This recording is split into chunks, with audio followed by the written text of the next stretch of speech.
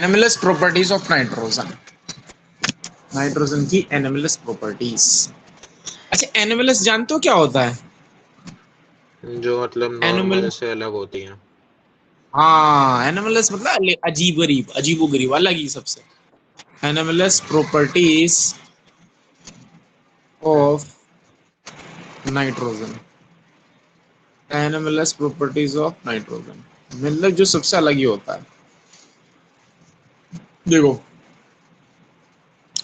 क्या आपको सब ऐसा लग रहा है कि अगर आप नाइट्रोजन को देखें, नाइट्रोजन एलिमेंट को देखें, मतलब ये नाइट्रोजन हुआ, ये फास्फोरस हुआ, ये आर्सेनिक हुआ, ये एंटीमनी हुआ और ये बिस्मुथ हुआ। अगर मैं नाइट्रोजन को देखूं, देखो नाइट्रोजन कितनी बातों में इन बाकी एलिमेंट से अलग है। मैं पूछता रहूं, बताना क्या हम्म। नाइट्रोजन का साइज सबसे छोटा है? साइज। हाँ। हाँ साइज यस सर। है, तो सबसे छोटा साइज है। क्या बेराम, बेराम को दिमाग में रखो और जवाब देते रहो। हम्म। इलेक्ट्रोनेगेटिविटी सबसे कम किसकी है? नाइट्रोजन की। Very good, very good. एक बार फिर सोचो, बेराम। अच्छा, इलेक्ट्रो पॉजिटिविटी है वो, तो इलेक्ट्रोनेगेटिव सबसे हाईएस्ट है। हाँ, सबसे ज्यादा इलेक्ट्रोनेगेटिविटी किसकी है बताओ, अब बताओ चलो। पहले नाइट्रोजन। कम पूछा था, क्या नाइट्रोजन। ज्यादा? नाइट्रोजन, क्योंकि ऊपर से नीचे आने पर इलेक्ट्रोनेगेटिविटी डिक्रीज होगी। बेराम के अपोजिट में ध्यान लगाओ जरा, आ हम्म। रहा है? हाँ सर। तो हाई इलेक्ट्रोनेगेटिविटी है, हाई इलेक्ट्रोनेगेटिविटी। चलो, सबसे ज्यादा आयोनाइजेशन एंथैल्पी किसकी है? Ionisation enthalpy. हाँ, P E R E N. ये तो सब पढ़ा चुका हूँ नाइट्रोजन भाई की। मैं। बिल्कुल सही है ना, हाईएस्ट आयोनाइजेशन एंथैल्पी। क्यों? अरे सबसे छोटा साइज है, वहां से इलेक्ट्रॉन निकालने में हालत खराब हो जाएगी। इलेक्ट्रॉन न्यूक्लियस के पास होगा, इलेक्ट्रॉन निकालोगे, हालत खराब। ठीक है, हम्म। तो हाई आयोनाइजेशन एंथैल्पी किसकी हो जाएगी भाई? आयोनाइजेशन एंथैल्पी नाइट्रोजन की। चलो, कौन सा एलिमेंट ऐसा है जिसके अंदर डी ऑर्बिटल नहीं है? नाइट्रोजन। नाइट्रोजन, क्योंकि मैंने क्या बताया था, डी ऑर्बिटल की तो शुरुआती थर्ड एलिमेंट से होती है, यानी कि फास्फोरस से, है हम्म। ना? तो हम्म। नाइट्रोजन के पास डी ऑर्बिटल नहीं है, नो डी ऑर्बिटल। तो इन चारों बातों को देखो और चारों बातों को देख के बताओ, क्या नाइट्रोजन अलग प्रॉपर्टी नहीं दिखाएगा जब इसकी इतनी सारी प्रॉपर्टी डिफर कर रही है? इसकी एटॉमिक यस सर। प्रॉपर्टीज इतनी सारी डिफर कर रही हैं, तो क्या नाइट्रोजन की अलग प्रॉपर्टी नहीं होगी? ये हम्म। स्मॉल साइज है, इसकी इलेक्ट्रोनेगेटिविटी ज्यादा है, इसकी एनर्जी भी सबसे कम है, और डी इसके अंदर डी ऑर्बिटल नहीं है। तो क्या नाइट्रोजन का फर्ज नहीं बनता ये अपनी प्रॉपर्टी अलग दिखाए अब? Yes sir. हाँ, तो इस वजह से नाइट्रोजन की प्रॉपर्टी बाकी एलिमेंट से अलग होती है। चलो नेक्स्ट। चलो भाई, कल मुझे ना थोड़ा आने में देर हो गई थी, और फिर उनका बैच हम्म। भी लाइट स्टार्ट हुआ था, इसलिए मजबूरन तुम्हारी क्लास कैंसिल करनी पड़ी, है ना? ठीक ऐसा है सर। कभी कभी होता है, वैसे कभी कभी हम्म। होगा ऐसा, जैसे मैं कल हुआ। मैं पूरी कोशिश करता हूँ ऑन टाइम पे तुम्हारी क्लास को, ऐसा कभी हम्म। कभी होगा कि बिल्कुल ऐसी कंडीशन आएगी। चलो ठीक है सर। नेक्स्ट।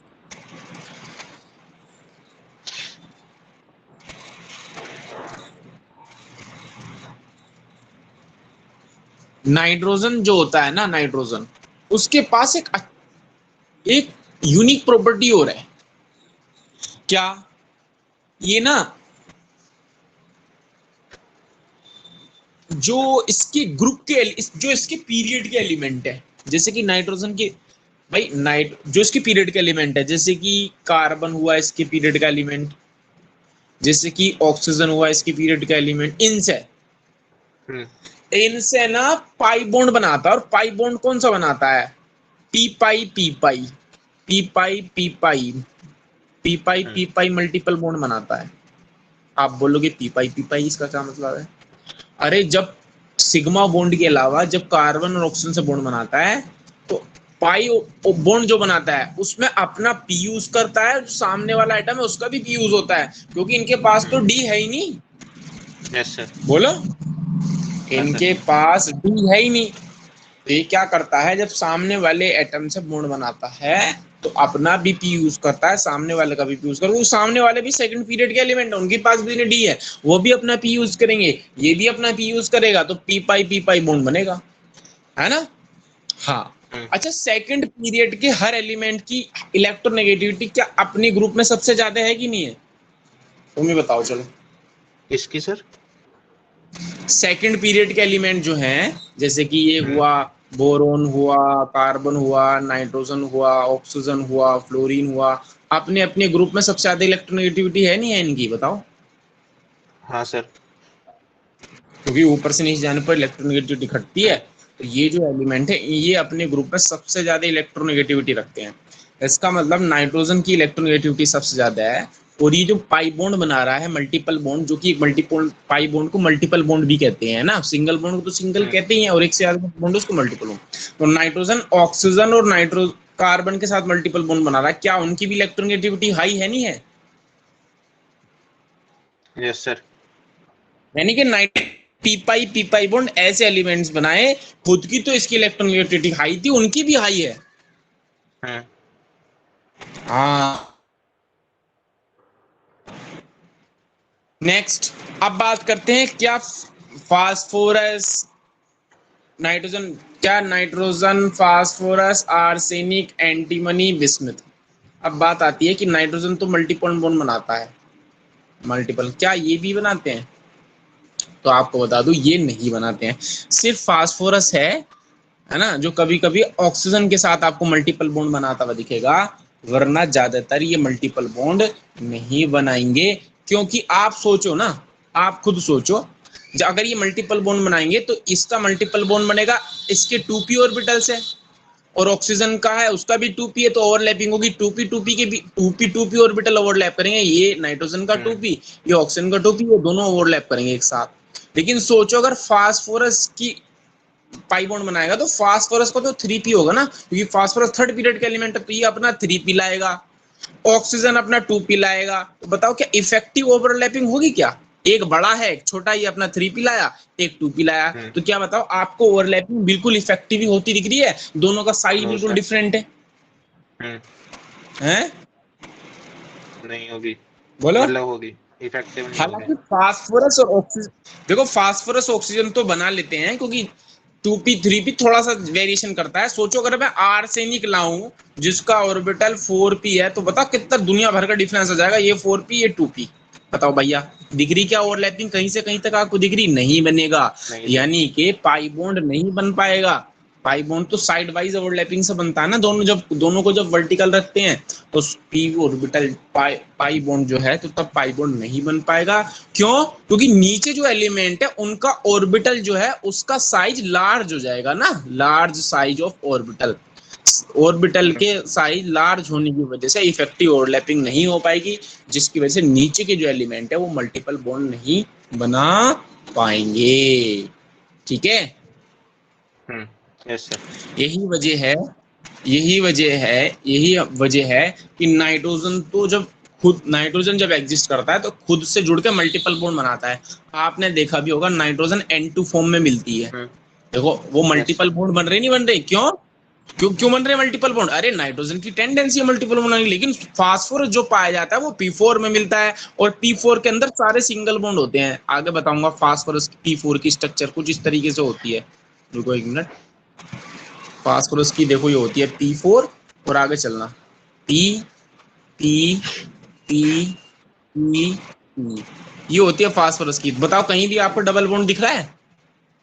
नहीं सर। तो क्या यहाँ प्रूफ हो रहा है कि फास्फोरस चाहता है कि मैं मल्टीपल बॉन्ड बनाऊं? ये तो खुद ही एग्जिस्ट सिंगल बॉन्ड में एग्जिस्ट कर रहा। Yes sir. हाँ, तो ये तो चाहता नहीं है, बस वो तो फास्फोरस और ऑक्सीजन में कभी कभी डबल बॉन्ड बन जाता है, वरना नेचुरल में ये भी आपस में इनके बीच में सिंगल बॉन्ड पाया जाता है। तो नाइट्रोजन के बीच में पाया जा रहा है डबल बॉन्ड, है ना, और चलो नाइट्रोजन के बीच में ट्रिपल बॉन्ड। बताओ ट्रिपल बॉन्ड तो सबसे स्ट्रॉन्ग बॉन्ड है। Yes sir. तो इसकी बॉन्ड एनर्जी जो होगी, जिसको बॉन्ड एंथैल्पी होगी, बहुत हाई होगी या लो होगी? बॉन्ड तोड़ने के लिए जो एनर्जी रिक्वायर होती है हाई, है ना। हाँ, यस सर। जबकि फास्फोरस में सिंगल बॉन्ड है, इसका बॉन्ड तोड़ने के लिए बॉन्ड एंथैल्पी हाई होगी लो होगी? लो होगी। लो होगी, बिल्कुल सही, बिल्कुल सही से। तो इसका मतलब ये क्या होगी, ये लो होती है। हाँ, ये लगभग लो होती है। अच्छा, अब जैसे, तो ये तो जैसे फास्फोरस हुआ, आर्सेनिक भी आपस में सिंगल बॉन्ड बनाता है, एंटीमनी भी हम्म। आपस में सिंगल बॉन्ड बनाता है, और बिस्मिथ तो आपस में बनाएगा नहीं, क्योंकि बिस्मिथ में तो मेटालिक करेक्टर आ गया, उसमें तो मेटालिक बॉन्ड बनेंगे, है ना। यस भाई सर। बिस्मिथ तो मेटल है ना बेराम के अकॉर्डिंग, तो उसमें तो मेटालिक बॉन्ड बनता है, ठीक है भाई। हम्म। हाँ, वो तो मेटालिक बॉन्ड बनता है एलिमेंट फॉर्म में। चलो, अब आगे चलते हैं। अगर आप ध्यान से देखो, एक क्वेश्चन, एक बात आ रही है, और ये बात कंपटीशन में भी आ चुकी है। मैंने आपसे कहा है कि एन ट्रिपल बॉन्ड एन, ये बॉन्ड बताओ कौन bond, N triple bond N की बात करूं, ये ज्यादा स्ट्रॉन्ग होगा या पी सिंगल, पी सिंगल, कौन सा बॉन्ड ज्यादा पावरफुल है, कौन सा बॉन्ड ज्यादा स्ट्रॉन्ग है? अभी बताया। नाइट्रोजन। नाइट्रोजन। नाइट्रोजन वाला, क्यों भाई, ये तीन तीन बॉन्ड है ना, इसलिए ज्यादा पावरफुल है। हम्म। लेकिन यस सर। अगर मैं इस एन एन, लेकिन अगर मैं एन एन सिंगल बॉन्ड की बात करूं और फास्फोरस फास्फोरस सिंगल बॉन्ड की बात करूं, अब कौन पावरफुल है? अब फास्फोरस का पावरफुल है। आप बोलोगे सर कैसे? आप होना तो ये चाहिए था, नाइट्रोजन का साइज छोटा है, नाइट्रोजन का साइज छोटा है, ये बॉन्ड लेंथ कम होगी, फास्फोरस का साइज बड़ा है, ये बॉन्ड लेंथ ज्यादा होगी, तो फास्फोरस को वीक होना चाहिए था, बिल्कुल होना चाहिए था। लेकिन होता क्या है, नाइट्रोजन के ऊपर लोन पेयर होते हैं, लोन पेयर होते हैं, जिसकी वजह से रिपल्शन लगता है खतरनाक, और ये कहते हैं जल्द से जल्द इस बॉन्ड को तोड़ दो, तो लोन पेयर की वजह से सिंगल बॉन्ड टूटने की चांस बहुत ज्यादा हो जाते हैं। इस वजह से N N single bond, PP single, यहाँ लोन पेयर दूर हो जाएंगे, क्योंकि फास्फोरस का साइज बड़ा है, ये बॉन्ड लेंथ ज्यादा है, तो रिपल्शन यहाँ पर कम लगेगा, तो यहाँ पर बॉन्ड जल्दी से नहीं टूट पाएगा, भले ही बॉन्ड लेंथ बड़ी हो, यहाँ पे बॉन्ड लेंथ छोटी होती है, लेकिन लोन पेयर रिपल्शन की वजह से ये बॉन्ड जल्दी टूट जाता है ना, जिसकी वजह से इसकी बॉन्ड एंथैल्पी पीपी, हम्म। हालांकि बॉन्ड लेंथ के हिसाब से देखे तो एन टू की कम होनी चाहिए थी, लेकिन लोन पेयर ने काम खराब कर दिया है सारा, यस सर। है ना। हाँ, हम्म।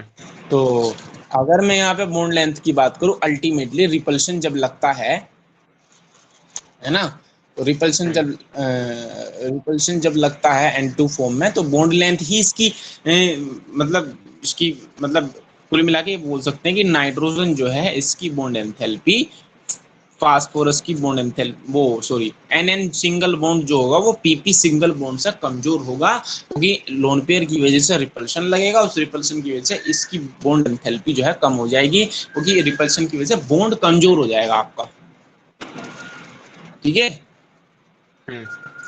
Yes sir. हाँ,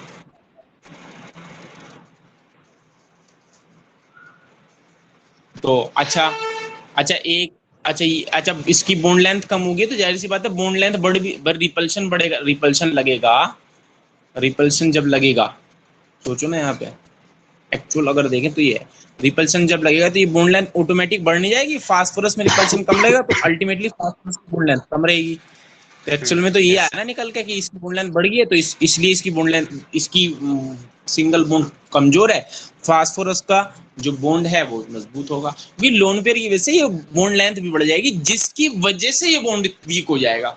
बस ऐसा नहीं होगा भाई, ऐसा नहीं होगा कि बॉन्ड लेंथ तो उतनी लगी और रिपल्शन से कुछ भी नहीं हुआ, नहीं, रिपल्शन क्या आएगा, पहले बॉन्ड लेंथ बढ़ाएगा पीपी से, अब बॉन्ड लेंथ बढ़ चुकी है, और आप जानते ही हो कि बड़ा बड़ी बॉन्ड लेंथ कमजोर होती है स्मॉल बॉन्ड लेंथ, भाई ये तो पता है कौन सी बॉन्ड लेंथ, कौन सा बॉन्ड कमजोर होता है, जो लेंथ में बड़ा होगा वो या लेंथ में छोटा होगा वो? कमजोर। हाँ, कमजोर बॉन्ड कौन सा जो है? बड़ा जो होगा। जिसकी बॉन्ड लेंथ बड़ा ज्यादा होगा। होगी, है जिसकी वो जो कौन सा छोटा वाला? होगा। अरे यार, कमजोर कौन सा है, जिसकी बॉन्ड लेंथ ज्यादा होगी वो, या तुम्हारे पास दो स्टिक हैं, एक बड़ी स्टिक एक छोटी स्टिक, किसको जल्दी बड़ा तोड़ बड़ा दोगे? वाला। बड़ा वाला। हाँ, ये हुई ना बात। बड़ी स्टिक को जल्दी तोड़ दोगे वो कमजोर होता है। तो ये इसलिए होता है क्योंकि लोन पे रिपल्शन लगता है और बॉन्ड लेंथ बड़ी हो जाती है, इसलिए बॉन्ड कमजोर हो जाता है। सही है भाई। हम्म। Yes sir. चलो नेक्स्ट। भाई ये तो आप जान ही चुके हो कि नाइट्रोजन के अंदर डी ऑर्बिटल होता है नहीं होता है, बताओ। नाइट्रोजन के अंदर हाँ, डी ऑर्बिटल। नहीं होता। हाँ बिल्कुल। चलो, अगर नाइट्रोजन के अंदर डी ऑर्बिटल नहीं होता है तो क्या नाइट्रोजन के अंदर डी ऑर्बिटल नहीं है? अच्छा, डी ऑर्बिट, हाँ पूछो, पूछ रहे हो। नहीं सर। नाइट्रोजन के अंदर डी ऑर्बिटल नहीं है। अच्छा, डी ऑर्बिटल भी पाई बॉन्ड बना सकता है, लेकिन जब नाइट्रोजन के अंदर डी ऑर्बिटल ही नहीं है तो क्या नाइट्रोजन ये वाला बॉन्ड बना सकता है, डी पाई पी पाई?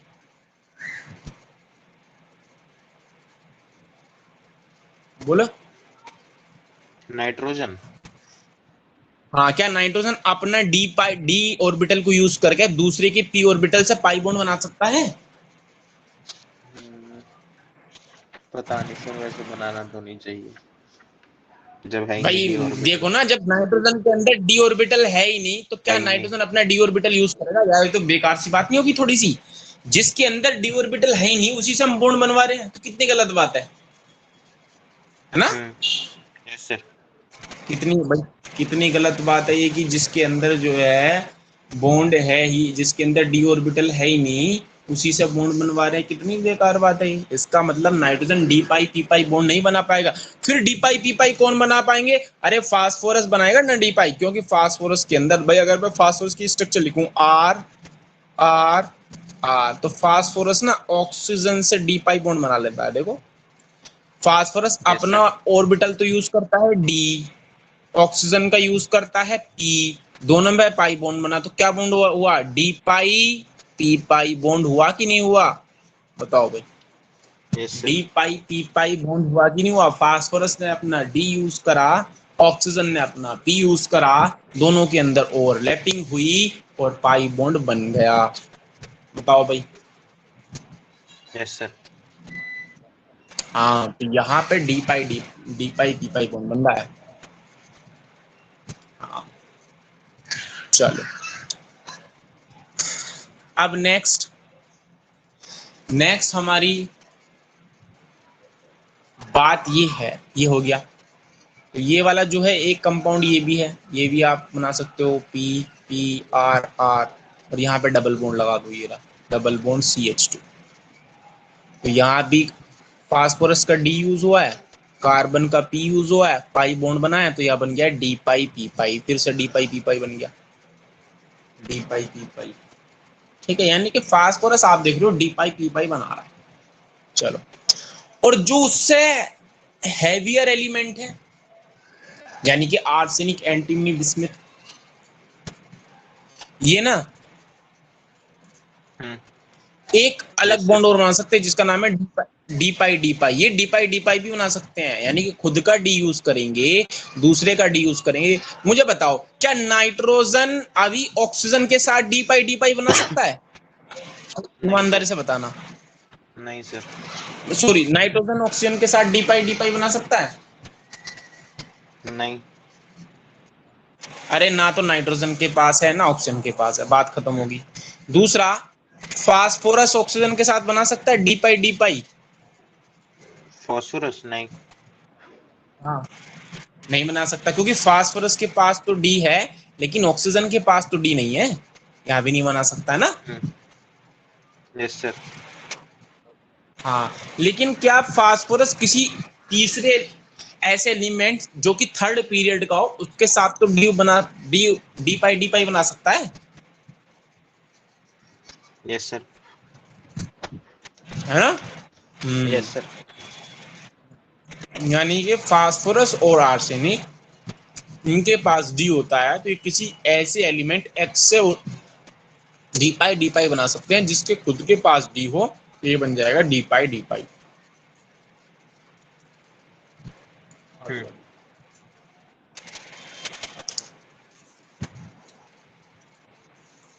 बोलो क्लियर है ये बात नहीं? Yes sir.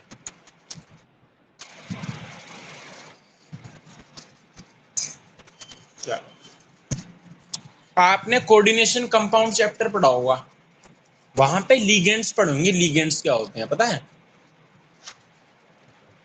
बॉन्ड्स जो होते हैं। हैं? लीगेंड्स नहीं पता? जो सेंट्रल मेटल एटम से जाके कोऑर्डिनेट बॉन्ड बनाते हैं उन्हीं तो लीगेंड बोलते हैं। अच्छा हाँ, वो भूल गया, रिवाइज नहीं करा। हाँ यार सर। तुम रिवाइज नहीं करते अपने तुम्हारा। अब तुम्हारा टेस्ट लेने शुरू करूंगा, अभी मैं टेस्ट नहीं ले रहा भाई। अभी सर वो चल रहे हैं, अभी स्कूल में वो चल रहे हैं, 10 तारीख तक वो है, इंटरनल के असेसमेंट हैं, तो उनकी तैयारी करनी है अभी। चलो चलो, जब मैं ऑफलाइन शुरू करूंगा ना तो तभी फिर टेस्ट लेकर आया करूंगा साथ, तो तुम्हारे टेस्ट सामने बैठ के ले लिया करूंगा। तो ये भाई सैटरडे अब वाले तो टेस्ट चलो, भी तभी लेंगे फिर। ये वाला जो सैटरडे में है। क्योंकि अभी उनकी तैयारी करनी है 10 तारीख तक, जो इंटरनल असेसमेंट है।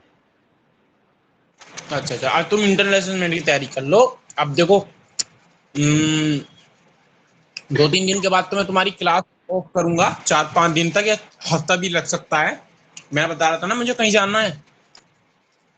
हम्म। हाँ सर। हाँ, तो मैं सोच रहा हूँ जब 16 अगस्त या 15 अगस्त से ऑफलाइन शुरू करूंगा ना, तुम्हारे घर आना शुरू करूंगा, तुम्हारे पापा का फोन आया था, हम्म। तो तभी ले लूंगा टेस्ट। है ना, बना के ले आऊंगा, तुम ठीक टेस्ट है दे सर। देना वहीं बैठ के। है ना, तो इतने तुम्हारे ठीक स्कूल है के सर। इंटरनल भी हो जाएंगे। है ना। हाँ सर।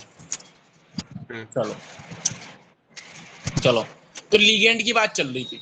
लीगेंड होते हैं जो सेंट्रल मेटल मेटल से जाके बॉन्ड बनाते हैं। तो इस ग्रुप में लीगेंड्स भी होते हैं, जैसे फास्फोरस का लीगेंड होता है Pc2H5 का होल थ्राइस, एक लीगेंड ये पाया जाता है। आर्सेनिक का लिगेंड होता है आर्सेनिक C6H5 का होल थ्राइस। फास्फोरस के पास लोन पेयर है, ये यहाँ से डोनेट करता है। आर्सेनिक के पास लोन पेयर है, ये यहाँ से डोनेट करता है। सही है भाई। Yes sir.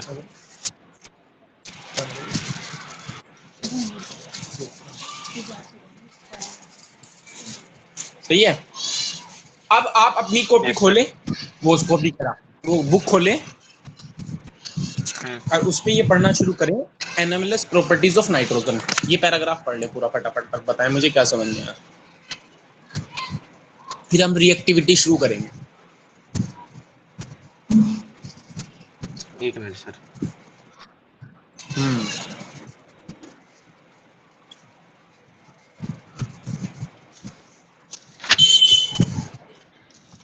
Nitrogen differs from the rest of the members of this group due to its small size, high electron activity, high ionization enthalpy, and non-availability of d orbital. Nitrogen has unique ability to form p-pi multiple bonds with itself and with other elements having small size and high electronegativity. Example: carbon, oxygen. Heavier elements of this group do not form p-pi bonds as their atomic orbitals are so large and diffuse that they cannot have effective overlapping. Thus, nitrogen exists as a diatomic molecule with a triple bond, 1s and 2p, between two atoms. Consequently, its bond enthalpy is very high. On the contrary, phosphorus, arsenic, and antimony form single bonds as pp. मतलब phosphorus, arsenic, and antimony, while bismuth forms metallic bonds in elemental stage. However, the single nitrogen bond is weaker than the single phosphorus bond because of high interelectronic repulsion of the non-bonding electrons owing to the small bond length. As a result, the catenation tendency is weaker in nitrogen. Another factor which affects the chemistry of nitrogen is the absence of d orbitals in its valence shell. Besides restricting its covalency to 4, nitrogen cannot form d-pi bonds as the heavier elements can. Example: R3p double bond O or R3p double bond CH2 are equal alkyl group. Phosphorus and arsenic can form d-pi bonds also with transition metals when their compounds like PC2H5 whole thrice and arsenic C6H5 whole thrice act as ligands. हो गया? हो गया। हाँ sir. हो गया? हाँ sir हो गया।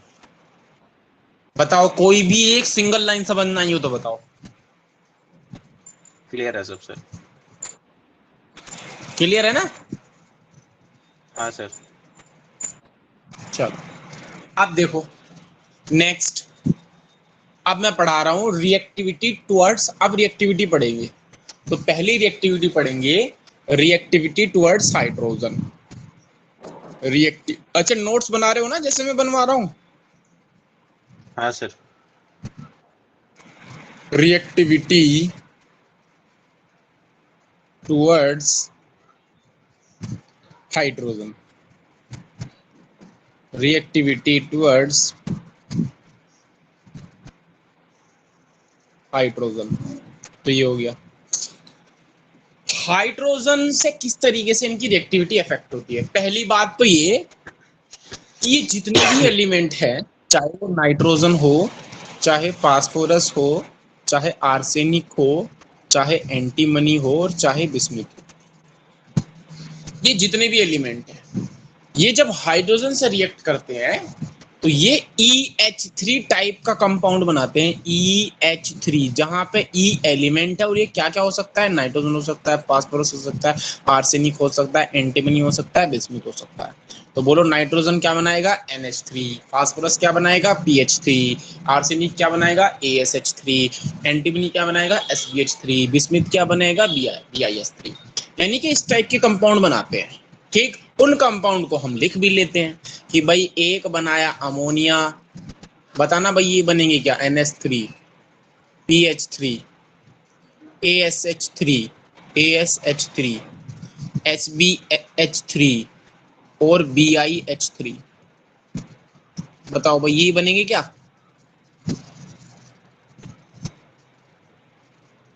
हाँ ना का जवाब दे दिया जाए। हाँ सर।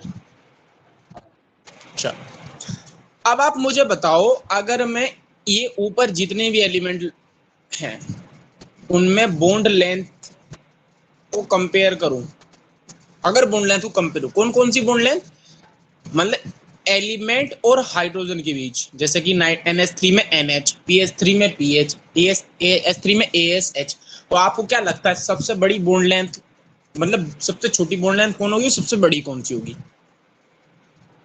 ऑर्डर क्या होगा बॉन्ड लेंथ का, ऊपर वाले कंपाउंड में अगर बॉन्ड लेंथ का ऑर्डर निकालने लग जाओ, क्या लगता है भाई? सबसे छोटी हाँ मतलब सबसे NH3 छोटी के। सबसे बड़ी, मतलब बॉन्ड लेंथ है, सबसे छोटी कौन सी आएगी? NH3 के। NH3। बिल्कुल सही भाई, नाइट्रोजन छोटा एटम, हाइड्रोजन छोटा एटम, बॉन्ड लेंथ सबसे छोटी। फास्फोरस बड़ा एटम, हाइड्रोजन छोटा एटम, बॉन्ड लेंथ उससे थोड़ी बड़ी, फिर उससे वो बड़ी, फिर उससे बड़ी। यानी कि ऊपर से नीचे जाने पर क्या बॉन्ड लेंथ ऊपर जाने पर इंक्रीज करेगी नहीं करेगी? करेगी सर।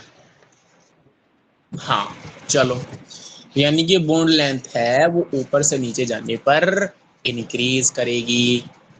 ठीक, अब इस बॉन्ड लेंथ का जो ऑर्डर निकल कर आया है, ईमानदारी से इसको देख के बताओ कि बॉन्ड एंथैल्पी का क्या ऑर्डर आएगा ऊपर से नीचे जाने पर? अपोजिट।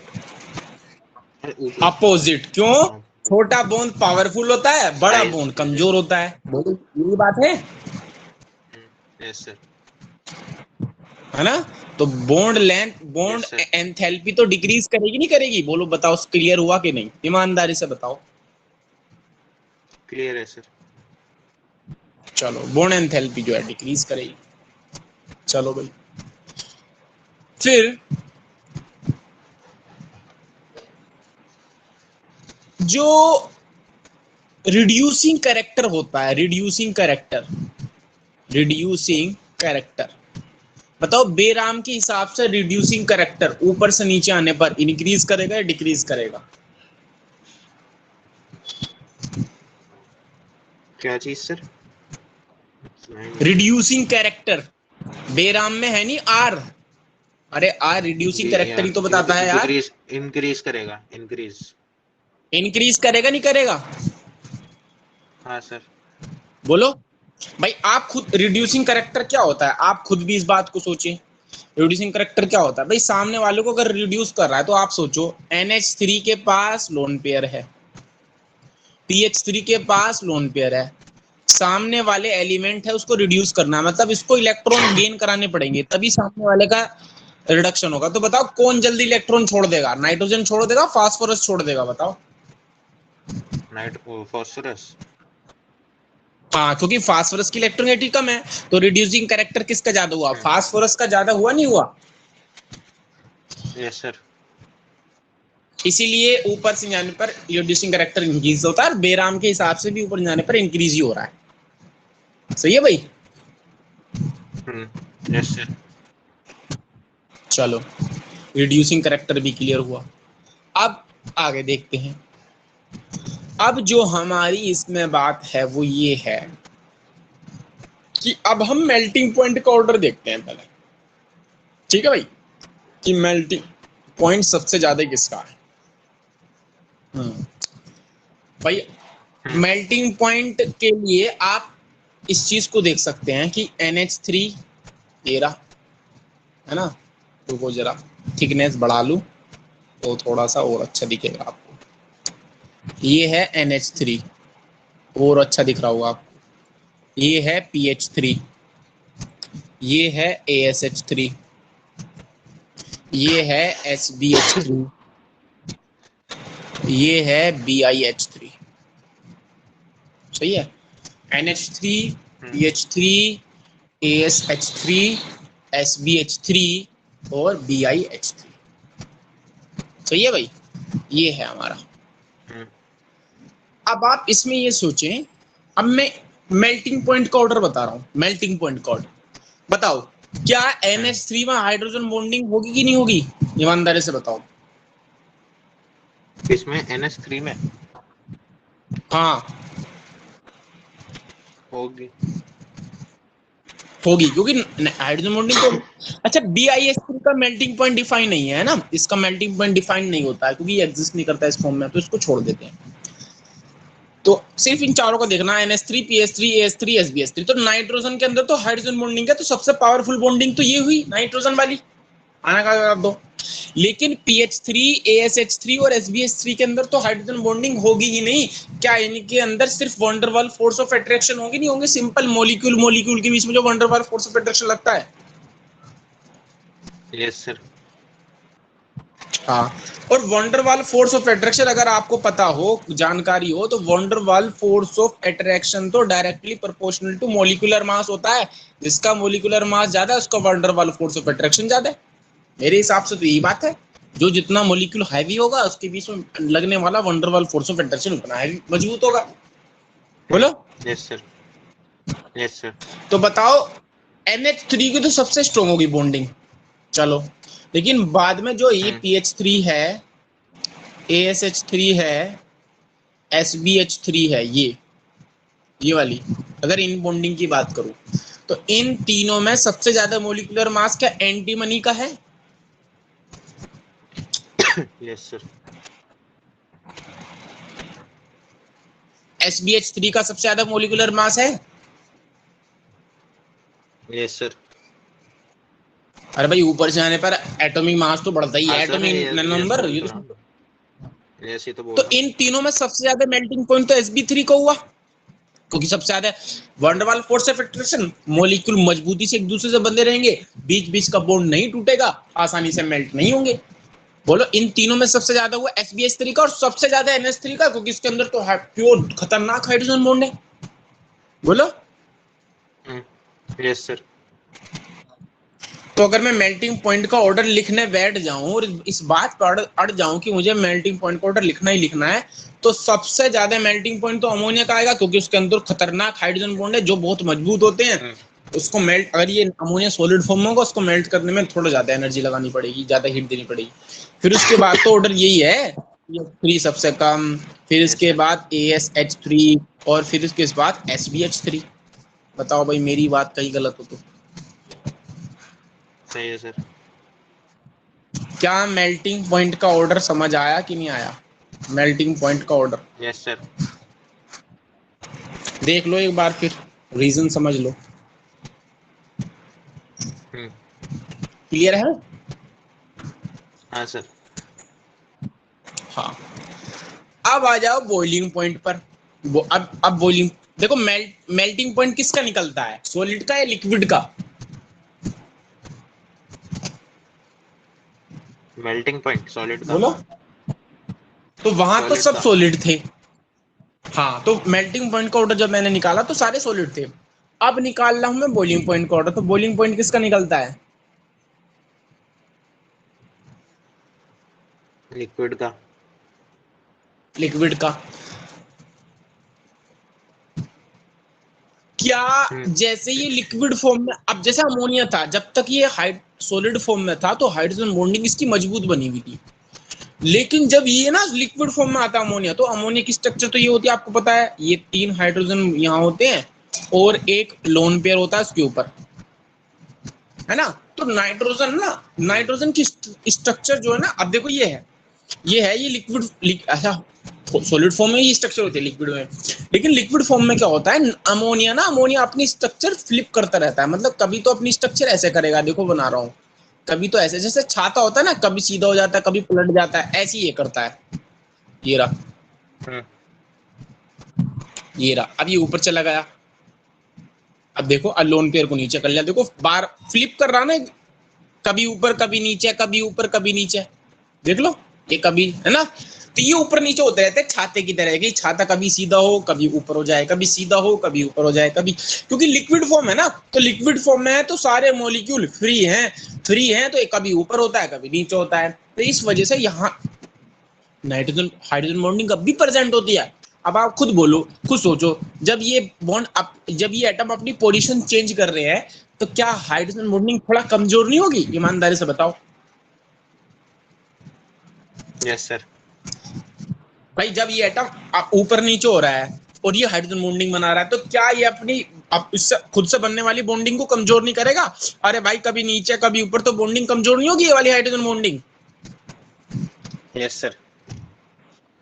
तो जब मैं बॉइलिंग पॉइंट का ऑर्डर निकालता हूं, तो वही सेम ऑर्डर आता है जो मेल्टिंग पॉइंट में आता है, सिर्फ थोड़ा सा फर्क ये है कि pH3 सबसे कम, जैसे मेल्टिंग पॉइंट सबसे कम था, रीजन वही है। AH3 फिर उससे कम। अमोनिया थोड़ा सा पीछे खिसक जाता है, एंटीमनी बाजी मार जाता है, क्योंकि एंटीमनी लिक्विड में भी कुछ फर्क नहीं पड़ा है, वंडरवाल फोर्स ऑफ अट्रैक्शन ऐसी ही है। लेकिन NH3 जब लिक्विड आया है, तो फ्लिपिंग की वजह से इसकी हाइड्रोजन बॉन्डिंग कमजोर हो गई है, तो एक स्टेप पीछे हो जाता है बॉइलिंग पॉइंट में। बाकी सारा ऑर्डर वही है जो मेल्टिंग पॉइंट वाले का है, देख लो चाहे, तो ये है बॉइलिंग पॉइंट का ऑर्डर।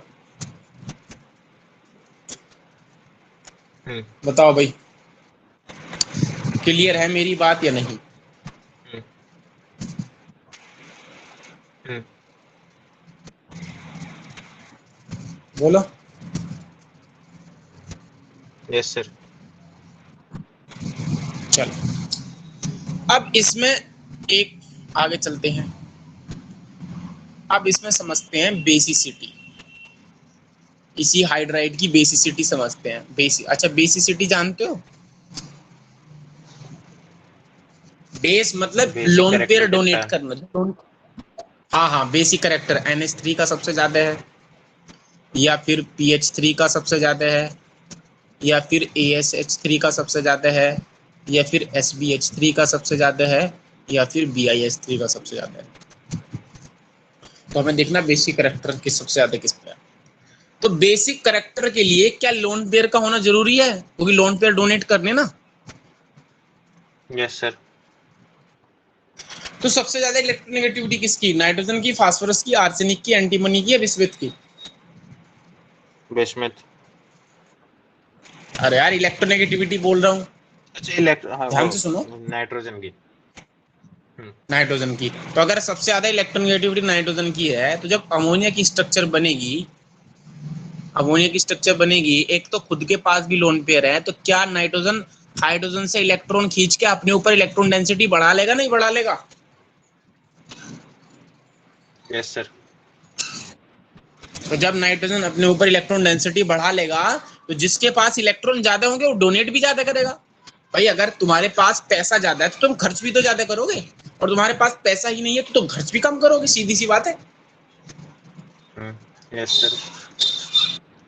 लेकिन सेम चीज आप उसमें सोचो बिस्मिथ वाले में, तो बिस्मिथ वाले में क्या कंडीशन है भाई, बिस्मिथ और एंटीमनी जो है भाई, इनकी इलेक्ट्रोनेगेटिविटी तो कम है, इनके पास लोन पेयर तो होता है, लेकिन ये हाइड्रोजन का नहीं खींचते क्योंकि इनकी इलेक्ट्रोनेगेटिविटी कम हो चुकी है, तो इनके पास इलेक्ट्रॉन डेंसिटी तो कम है, इनके पास पैसा ही नहीं है, तो खर्च क्या करेंगे भाई, जिसके पास पैसा हो वही तो खर्च करेगा।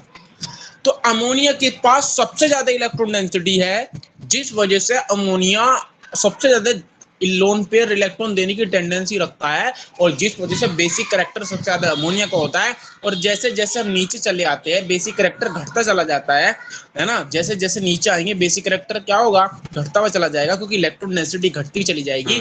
तो सबसे ज्यादा बेसिक करेक्टर होता है अमोनिया का, फिर उसके बाद होता है PH3 का, फिर उसके बाद होता है ASH3 का, और फिर उसके बाद होता है SbH3 का, फिर उसके बाद होता है BiH3 का।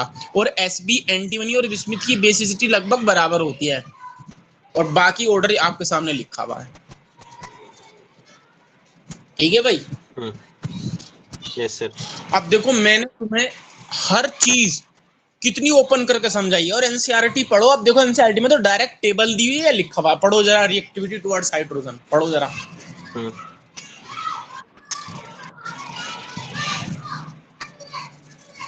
पढ़ो। रिएक्टेड टुवर्ड्स हाइड्रोजन वाला। हाँ हाँ, ये वाला पैराग्राफ पढ़ लो।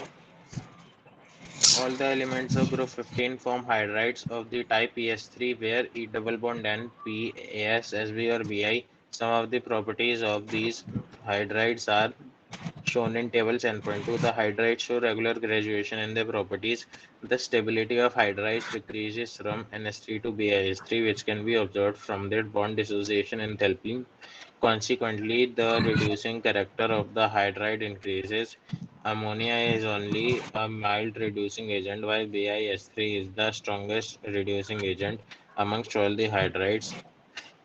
Basicity also decreases in the order NS3 greater than PS3 greater than ASS3 greater than SBS3 greater than equal to BiS3. इसमें एक चीज और रह गई है, थर्मल स्टेबिलिटी की बात बोलिए, वो और रहेगी थोड़ी, और बता देता हूं मैं। थर्मल स्टेबिलिटी नहीं बताई ना मैंने, तो आप ये देखो जरा। नहीं सर। आप अमोनिया को कंसीडर करो NH3, ये रहा, आराम से, ये तो एकदम बेकार चीज है। बिस्मिथ को कंसीडर करो, बताओ किसकी बॉन्ड लेंथ सबसे छोट, मतलब किसकी बॉन्ड लेंथ कम है और किस में बॉन्ड लेंथ ज्यादा है। NS3 की कम है और BI की ज्यादा है, उस वाले की, दूसरे तो वाले की जिसके ज्यादा है। बॉन्ड छोटे होंगे वो मजबूत होंगे। Yes sir. थर्मल स्टेबिलिटी का मतलब है कि एनर्जी देके बॉन्ड को तोड़ना। तो क्या नाइट्रोजन के बॉन्ड बड़ी मुश्किल से टूटेंगे और बिस्मिथ के बॉन्ड आसानी से टूट जाएंगे? तो बताओ स्टेबल कौन हुआ? अमोनिया स्टेबल हुआ कि नहीं हुआ NH3? Yes sir. क्योंकि यार इसे एनर्जी देने पर बॉन्ड टूट ही नहीं रहे, तो ये मॉलिक्यूल अपने बॉन्ड तोड़ने नहीं दे रहा है, इसका क्या मतलब है कि स्टेबल है। तो क्या बताओ स्टेबिलिटी ऊपर से नीचे जाने पर डिक्रीज होगी कि नहीं होगी? Yes sir. क्योंकि बॉन्ड लेंथ इंक्रीज होगी और आसानी से फिर टूटना शुरू कर देंगे, तो स्टेबिलिटी घटती चली जाएगी। इसलिए उसने एनसीईआरटी में लिखा है the stability of hydrides decreases from NH3 to BiS3। अब बताओ इस पैराग्राफ में कोई भी पॉइंट ना समझ आए हो तो बताओ। एक बार, एक मिनट सर, एक बार रीड करो। पढ़ लो दोबारा, अब पढ़ो, अब बताना फिर।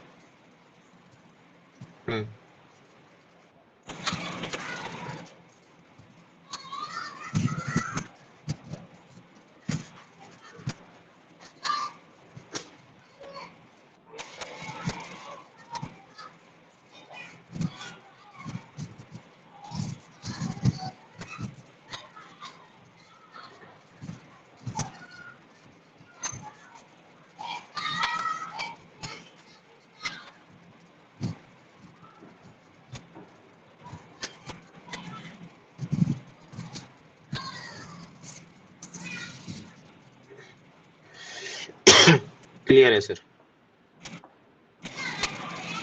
क्लियर है? हाँ सर। चलो अब आगे देखो। अच्छा ये टेबल पे ध्यान दिया, टेबल पे? हाँ सर। टेबल में सबसे पहले मेल्टिंग पॉइंट का ऑर्डर देखो ध्यान से, बताओ सबसे ज्यादा मेल्टिंग पॉइंट किसका है?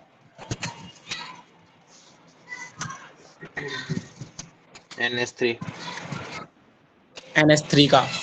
फिर उससे कम?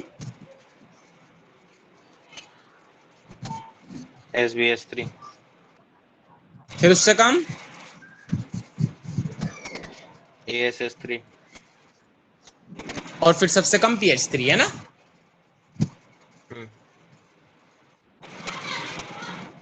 यही है। Yes sir. हाँ, क्या एनसीईआरटी में कहीं भी मेल्टिंग पॉइंट का ऑर्डर ये क्यों आया है, कहीं लिखा है? क्या सर? मेल्टिंग पॉइंट का ऑर्डर, ये जो मतलब मेल्टिंग पॉइंट जो लिखे हैं, कोई रीजन लिखा है ये ऑर्डर कैसा आया कि सबसे ज्यादा किसका, फिर उससे कम, फिर उससे कम, फिर उससे कम? नहीं सर। अब देखो मैंने तुम्हें डिटेल में समझाया कि मेल्टिंग पॉइंट का ऑर्डर ऐसा क्यों आया है और बॉइलिंग पॉइंट का ऐसा क्यों आया है, बॉन्ड लेंथ का ऑर्डर ऐसा क्यों आया है ना? हाँ, और बाकी बॉन्ड एंथैल्पी का ऑर्डर ऐसा क्यों आया है, ये सारी चीज मैंने आपको समझाई है कि नहीं समझाई है? Yes sir. हाँ, एक छोटी सी चीज और रहेगी इस टेबल के अंदर, देखो मैंने आपको टेबल पे पढ़ो, टेबल में मेल्टिंग पॉइंट का ऑर्डर भी बता दिया, बॉइलिंग पॉइंट है वो भी बता दिया, EH डिस्टेंस ये भी बता दी, H H E H angle ये नहीं बताया मैंने आपको, दिख रहा है HEH एंगल? यस हाँ, सर। ये चीज नहीं बताई मैंने आपको, है ना? ये चीज और बता देता हूँ, HEH एंगल और एंथैल्पी ऑफ फॉर्मेशन, ये तो इतना इम्पोर्टेंट, ये तो याद करने वाली चीज है इसी। बाकी डिसोसिएशन एंथैल्पी ये भी बता दी, बॉन्ड एंथैल्पी जो होती है ऊपर से नीचे आने पर डिक्रीज करेगी, बता दिया, देखो डिक्रीज कर रही है। सबसे पहले एमोनिया की 389 है, फिर 322 है, फिर 297 है, फिर 255 है, डिक्रीज कर रही है ना? Yes sir. हाँ, देखो पहली बात तो ये अमोनिया के बॉन्ड एंगल HEH, देखो क्या कह रहा है, HEH का क्या मतलब है, ये रहा,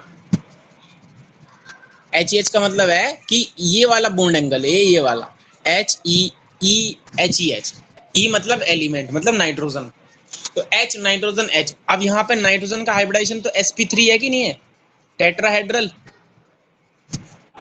यस सर। हाँ, तो टेट्राहेड्रल जो होगा उसका बॉन्ड एंगल एक्चुअल में तो 109 डिग्री 28 मिनट होता है, 109 डिग्री 28 मिनट। Yes sir.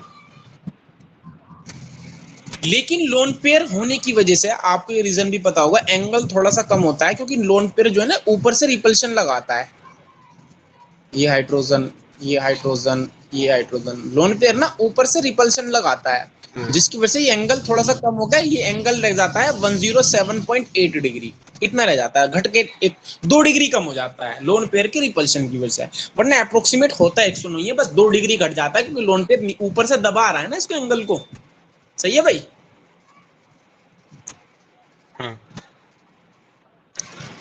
अच्छा, अब देखो, अब आप बोलो PH3 में हाइब्रिडाइजेशन क्या होगा, बोलो?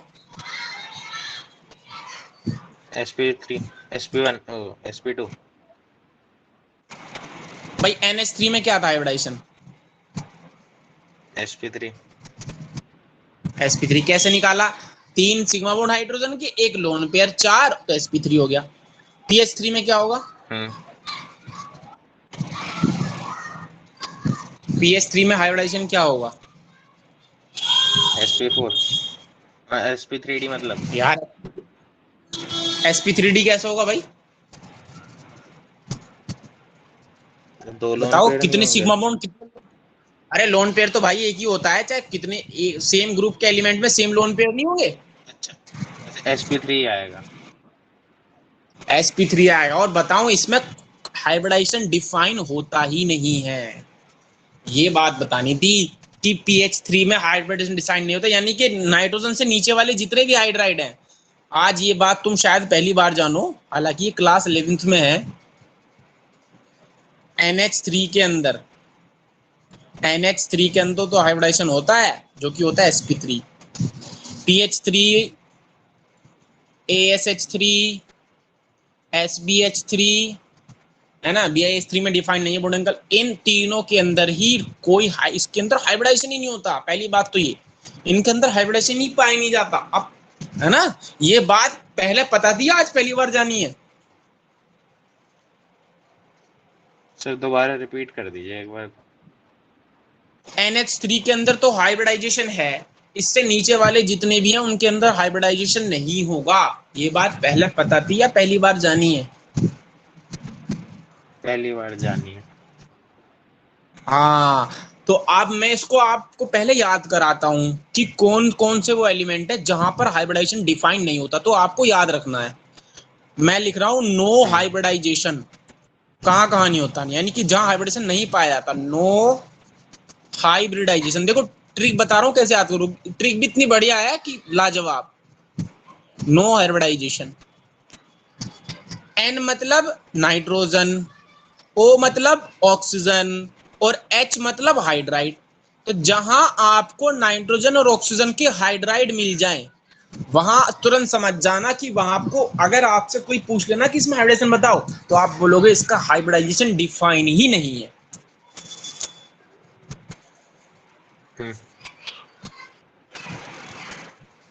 अब बताओ भाई। Yes sir. तो ट्रिक याद हुई? कैसे याद रखो, नो हाइब्रिडाइजेशन से ट्रिक याद हो रही कुछ?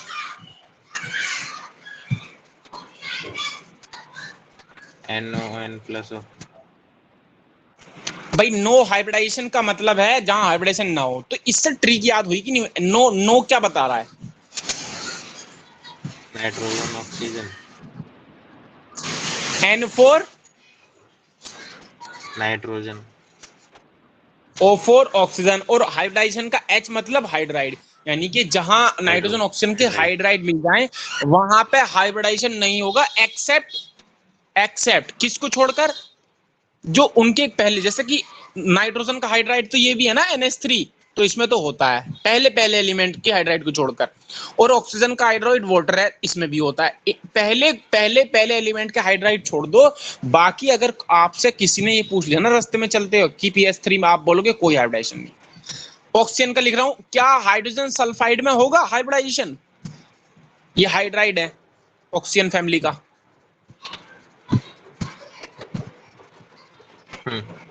बोलो, होगा? Yes sir. अरे यार नहीं होगा, नहीं समझे ना मेरी बात। मैं इतनी देर से समझा रहा हूं, मैं कह रहा हूं नाइट्रोजन और हाइड्रोजन के जहां भी हाइड्रोइड दिख जाएंगे वहां पर हाइब्रिडाइजेशन डिफाइन नहीं होगा, सिर्फ NH3 और H2O को छोड़कर, नाइट्रोजन के NH3 और ऑक्सीजन के H2O को छोड़कर। H2O भी तो ऑक्सीजन का हाइड्राइड है यार। हाँ ठीक है सर। फिर पूछूं? पूछ लो सर।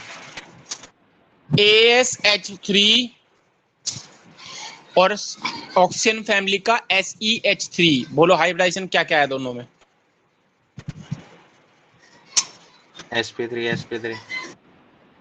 अरे यार हाइब्रिडाइजेशन नहीं होगा, ये तो समझा रहा हूँ। नाइट्रोजन फैमिली के हाइड्राइड, ऑक्सीजन फैमिली के हाइड्राइड डिफाइन ही नहीं है, नो हाइब्रिडाइजेशन। अरे यार ये नहीं समझ पा रही, इसी बात में बस स्टार्टिंग में बता तो दिया यार। स्टार्टिंग में क्या समझा है नो हाइब्रिडेशन, कि नाइट्रोजन और ऑक्सीजन के बीच में, नाइट्रोजन और ऑक्सीजन के जो हाइड्राइड होंगे वहां पर कोई हाइब्रिडेशन नहीं पाया जाएगा, नो हाइब्रिडाइजेशन बोल तो दिया मैंने स्टार्टिंग में ही।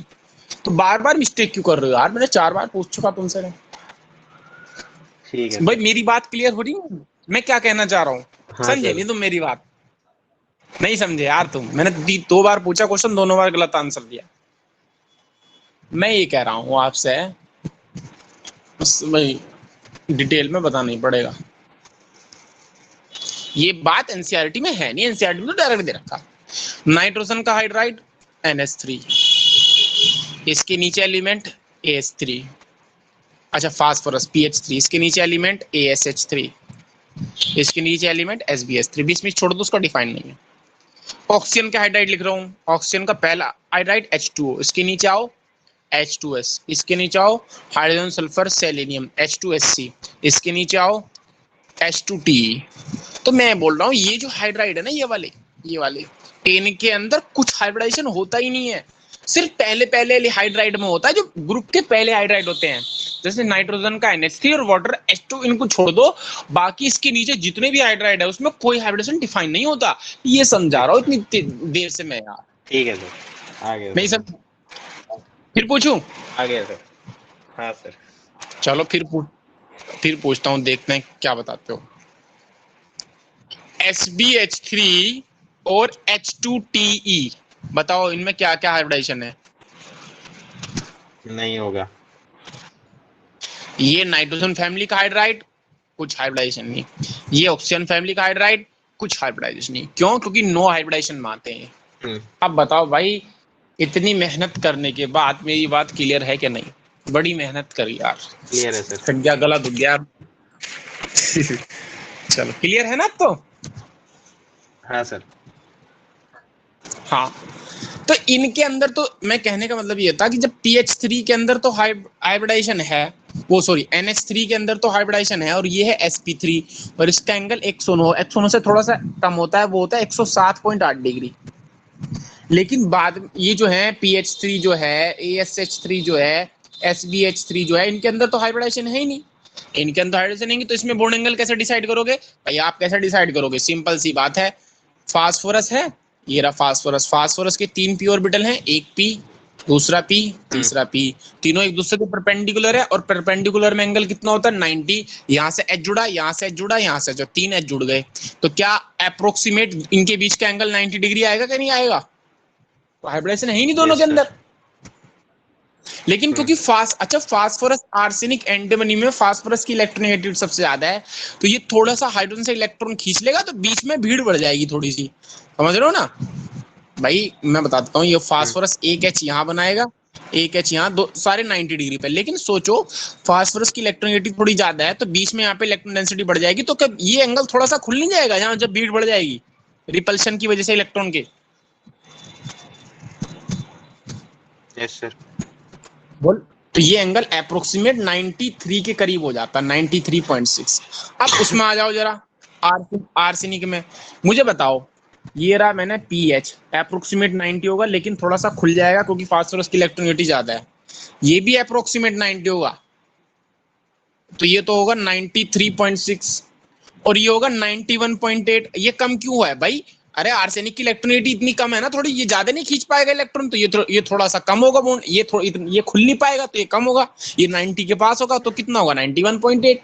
बिस्मिथ का इससे भी कम होगा, 91.3। भाई मेरी बात क्लियर समझ आ रही है? फास्फोरस थोड़ा खुल जाएगा क्योंकि ये अपने बीच में इलेक्ट्रॉन की भीड़ बढ़ा लेगा, तो हल्का सा 90 से ज्यादा हो गया। ये इतना नहीं खुल पाएगा तो ये थोड़ा सा ज्यादा होगा।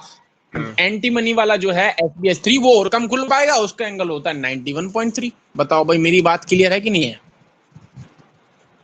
Yes sir. भाई ईमानदारी से बताओ भाई। हाँ सर, क्लियर है।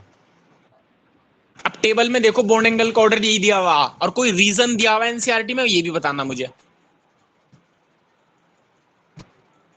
नहीं सर। कोई रीजन है? नहीं सर। नहीं। अच्छा, एक चीज और बता देता हूं, फिर क्लास खत्म करते हैं। वो बात ये है कि मैंने जो आपको ये बताया है, नो हाइब्रिडाइजेशन, क्या मतलब है इसका बताना जरा? कि नाइट्रोजन और ऑक्सीजन के जो हाइड्राइड है उसमें कोई हाइब्रिडेशन नहीं पाया जाता, और ये रूल कहलाता है ड्रैगोज रूल। ड्रैगोज एक साइंटिस्ट थे, उन्होंने दिया था इसको, ड्रैगोज रूल कहते हैं। हालांकि एनसीईआरटी में नहीं है, लेकिन फिर भी याद रखो, कोई पूछ ले चलता फिरता कि बताओ ड्रैगोज रूल क्या है, तो आप खटाक से बताना कि नाइट्रोजन और ऑक्सीजन के हाइड्राइड के अंदर कोई हाइब्रिडेशन नहीं पाया जाता है, एक्सेप्ट NH3 और एक्सेप्ट वाटर को छोड़कर। ये भी और बोलना लास्ट में। ठीक है भाई? हाँ सर। तो चलो भाई, इसमें ड्रैगोज रूल को थोड़ा सा और बता दूंगा कल, आज इतना ही कर लेते हैं। ठीक है भाई? ठीक है सर। चलो तो कल मिलते हैं फिर, है ना? कल क्लास है फिट जी की? कल सर चेक करना पड़ेगा, वैसे है। चलो बता देना जैसा भी हो, फिर उस हिसाब से एडजस्ट कर लेंगे क्लास। ठीक है सर। ठीक, ओके बाय, सी यू।